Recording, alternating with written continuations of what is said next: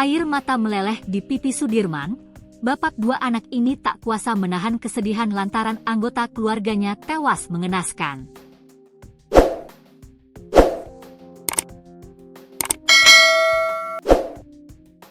Sudirman hanya dapat menatap tiga tubuh yang terbujur kaku di ruang jenazah RSUD Nene Malomo Pangkajene, Sidenreng Rapang, Sulawesi Selatan. Ketiga jasad tersebut adalah istri dan dua anak Sudirman. 3 hari terakhir Sudirman mencari istri dan anak-anaknya malah ditemukan sudah meninggal dunia.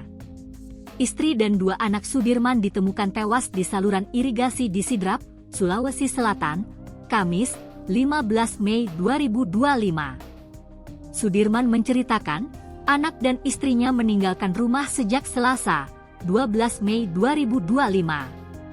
Bahkan, istrinya tak meninggalkan pesan apapun ketika pergi dari rumah. Ia pun sempat mencari keberadaan anak dan istrinya hingga tak sempat tidur. Sudirman juga sudah melapor ke polisi setelah anak dan istrinya tak kunjung pulang ke rumah. 3 hari yang lalu memang pergi bawa anak, hari Selasa.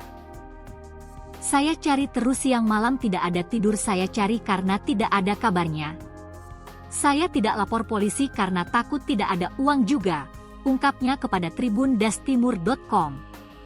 Sudirman merasa kebingungan, istrinya pergi dari rumah, padahal tak ada masalah keluarga. Tidak ada masalah keluarga Pak, tidak ada.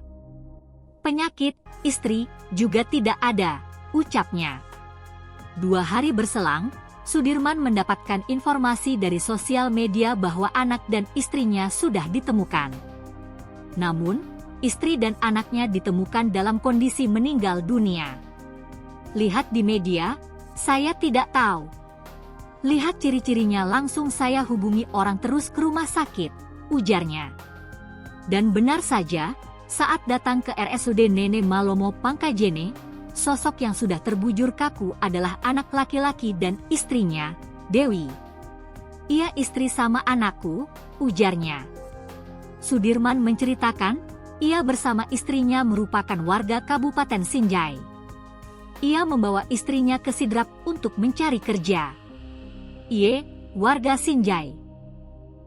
Kerja di pabrik gabah kemarin bawa keluarga. Tapi sekarang tidak lagi, tandasnya.